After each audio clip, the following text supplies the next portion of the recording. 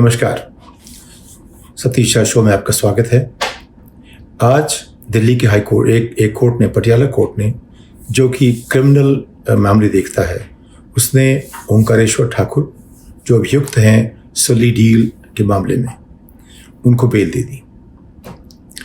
सुली deal का आपको शायद अंदाज होगा, ये करीब पिछले साल जून जुलाई के आसपास ओंकारेश्वर ठाकुर ने, उनके ऊपर आरोप है कि उन्होंने एक सुली डील करके प्लेटफॉर्म बनाया। उस प्लेटफॉर्म से उन्होंने मुस्लिम महिलाओं की, पत्रकारों की, समाज कार्यकर्ताओं की, अभिनेत्रियों की, जो भी उनको हिंदुत्ववादियों को पसंद नहीं आया, उन सबको उनकी नीलामी की गई। नीलामी सरेआम की गई। ऐसा कभी नहीं हुआ था जब तक हमारे जो आज की जीते जागती तारीख में, जो हमारे स्मरण में, ऐसा कभी नहीं हुआ था कि किसी मनुष्य की, पुरुष या महिला की सरेआम नीलामी हो, वो भी ऑनलाइन ऑक्शन हो। ये एक ज़माने में रोमन समाज में हुआ करता था 2000 साल पहले, लेकिन हम लोग उससे बहुत आगे बढ़ चुके थे। और इन लोगों ने, जिनको कि असभ्य मानना चाहिए, कुकर भी मानना चाहिए, अभियुक्त मानना चाहिए, लेकिन जब तक बात सही ना हो, सिद्ध ना हो, तब तक वो अभियुक्त ही रहेंगे।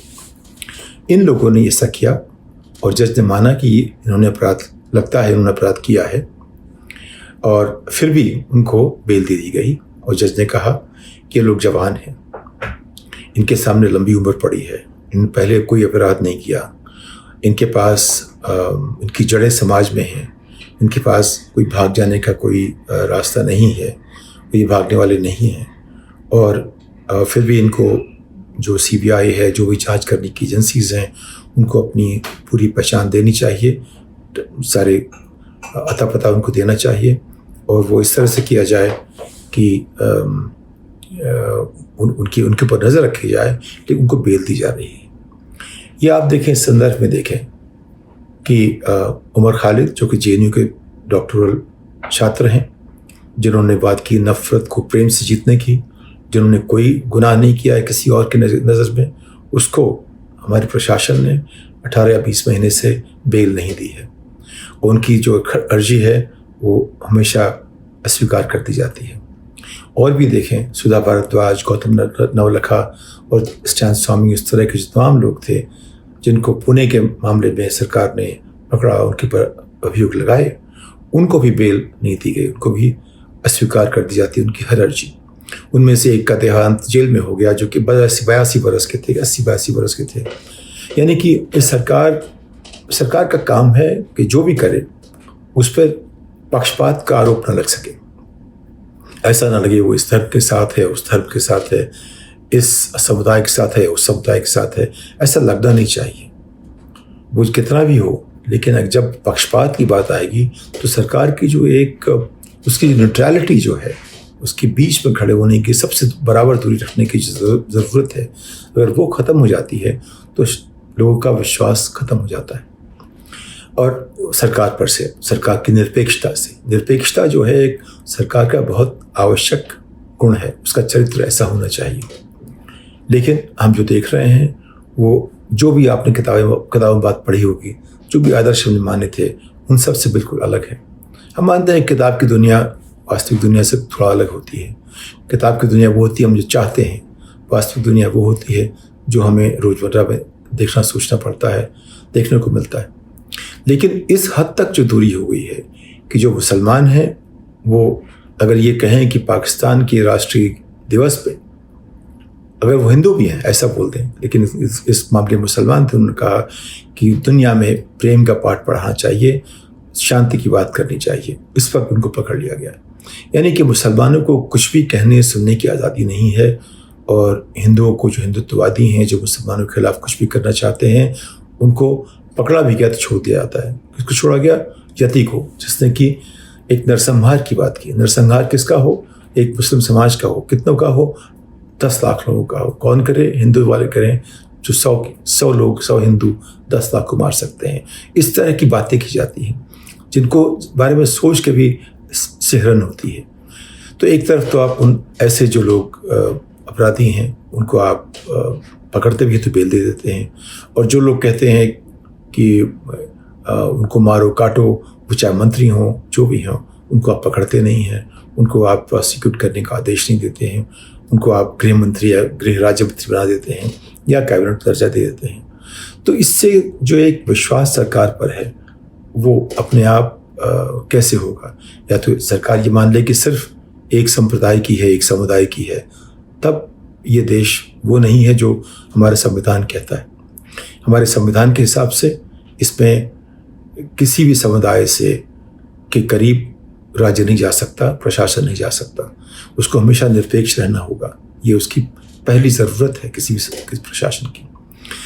तो अब इस मामले को हम कैसे इसके साथ जूझें, कैसे जो एक असंतुलन सा बन गया है, एक जो से कहते हैं जो सुई जो है वो कुछ एक तरफ चली गई है और बीच में नहीं है, उसे हम कैसे संतुलित करें, इसके बारे में भी जो फैसला होगा वो राजनीतिक होगा, सामाजिक होगा, उसके लिए जूझना पड़ेगा।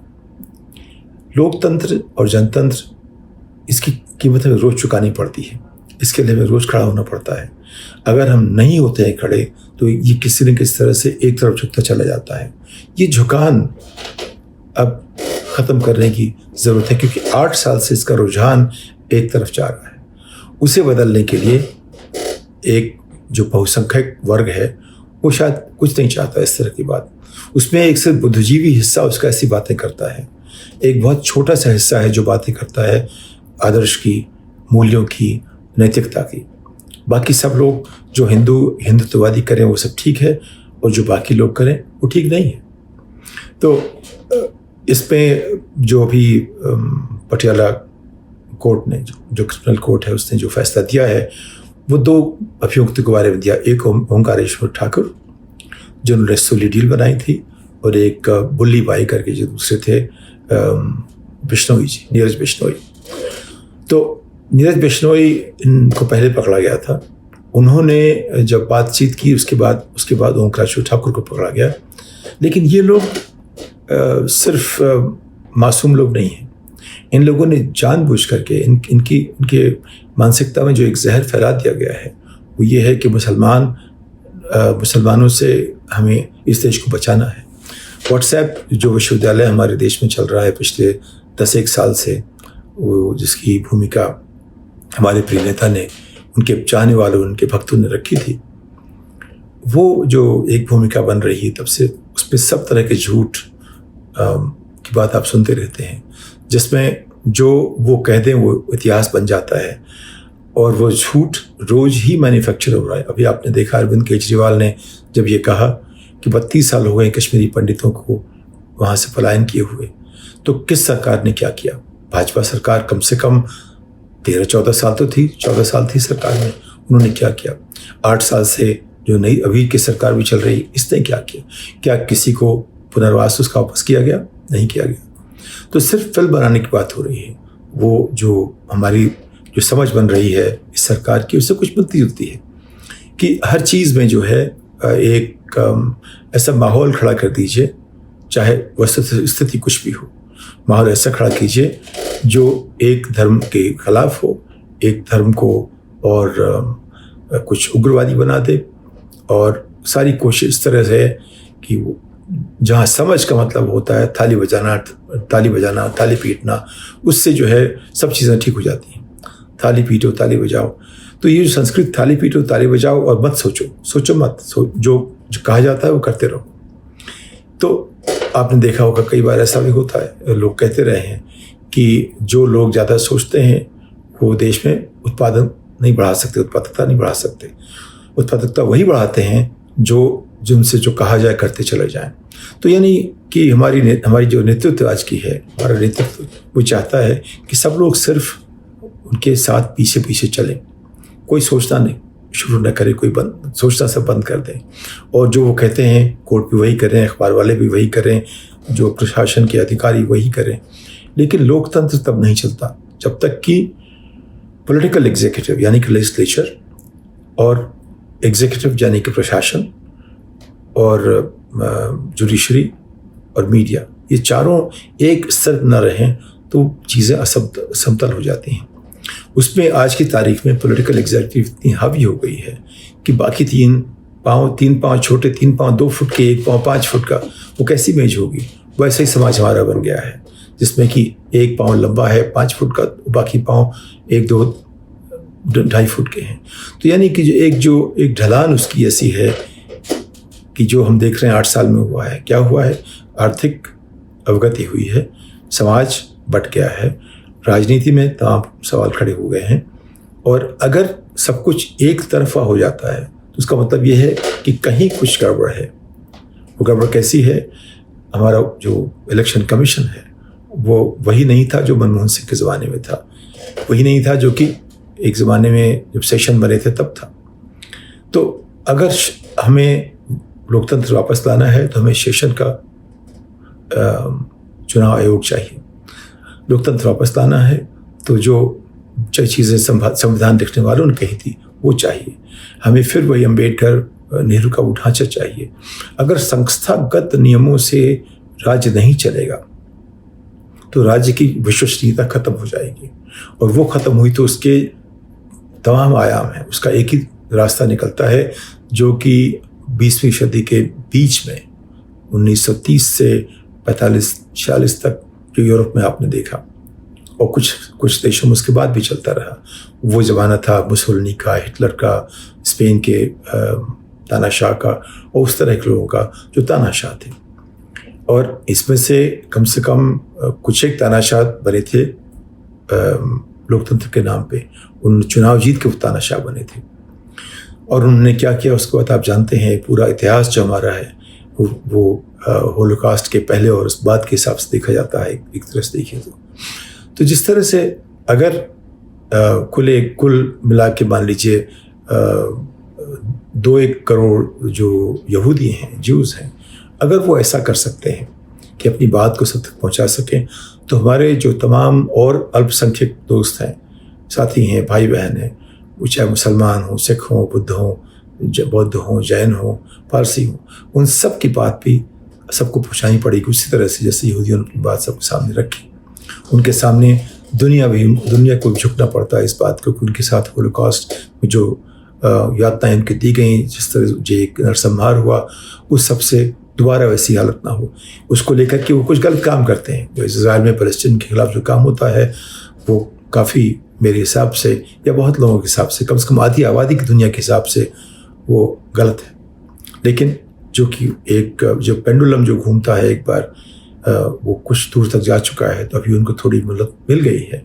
लेकिन वो शायद मोहलत अगर इतिहास की जो सुई देखें कैसे चलती है, उस हिसाब से बहुत लंबा दौर नहीं होना चाहिए। उसी तरह से अपने देश में भी शायद जो अभी हो रहा है उसका दौर बहुत लंबा नहीं होगा। लेकिन ये 8 साल एक समुदाय को ये सोच के उनको जीना पड़ रहा है एक डर के साथ। उस डर को ख़त्म करने के लिए जो ओंकारेश्वर ठाकुर और बिश्नोई जैसे लोगों ने जो जिनकी उम्र 21-22 साल की है, उनके दिमाग में इतना जहर घोल दिया गया था कि जो उन्होंने किया है गलत किया है, जानते हैं, जज भी कहता है गलत किया है, फिर भी उनको बेल दे रहा है क्योंकि उसे मालूम है कि आज की तारीख में सत्ता का रुख किस तरफ है। हमें उम्मीद है, जनता उम्मीद करती है, जो जनतंत्र विश्वास करते उम्मीद करते हैं कि जब पॉलिटिकल एग्जीक्यूटिव दूसरी तरफ भागे तो जुडिशरी, मीडिया और प्रशासन वो उसको बैलेंस करें। वो संतुलन लाना पड़ेगा हमें। उस संतुलन लाने के लिए जो भी कर सकते हैं वो ज़्यादा जोर मीडिया और जुडिशरी पर होगा, क्योंकि जो कार्यपालिका है वो थोड़ी बहुत आधारित रहती है पॉलिटिकल एग्जीक्यूटिव पर, लेजिस्लेचर पर। तो इस बात के लिए हमें अब फिर से बड़ी तैयारी करनी पड़ेगी, वरना ये जो एक असंतुलन आ गया है कि एक पाँव बहुत ऊंचा है और बाकी तीनों पाँव छोटे छोटे होते जा रहे हैं, उससे वो ढलान का रास्ता सिर्फ अवगति का रास्ता होगा। वो ढलान का रास्ता जो यूरोप के 20वीं सदी के मध्य में जो हुआ था वो रास्ता है। उससे बचने के लिए जो भी हमें कर सकते हैं, हमारी विपक्षी पार्टियों को सोचना चाहिए। गडकरी जी ने जो भी बात कही उसका आप ख्याल कीजिए, जो विपक्षी पार्टी के नेता हैं उसका ख्याल कांग्रेस को भी करना चाहिए और मिल बैठ के बात करनी चाहिए। और जो ममता बनर्जी ने भी एक चिट्ठी लिखी है विपक्षी नेताओं को, उसमें भी कुछ बात होनी चाहिए। उसका क्या मकसद हो सकता है, उससे क्या रास्ते निकल सकते हैं। इस बात के साथ आपसे अगली पायदान तक विदा लेता हूँ। धन्यवाद।